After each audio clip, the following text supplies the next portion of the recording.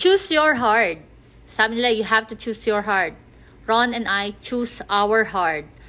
We own a restaurant and amin lahat ng operation. Si Ron ang cook, si Ron ang maintenance, si Ron ang cleaner. Ako ganun din. Akin ang janitress, akin ang serving. Tumutulong rin ako sa pagluluto.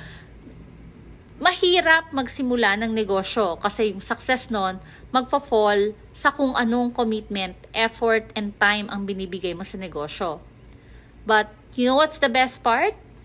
Kasi maghirap ka man, sa'yo ang negosyo. Hindi para sa iba. Nagtatrabaho ka para sa'yo. And you know what's smart about this too? Aside from us being a restaurant business owner, nag-join na rin kami sa digital business. Why digital business? Kasi it runs on the background once you started it.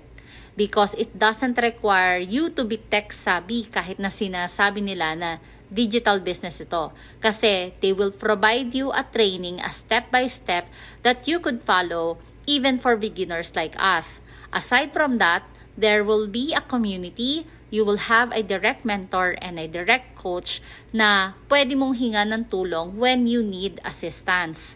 So, imagine that you are already focusing on your full-time job, you have time with your family, and you have a digital business running in the background.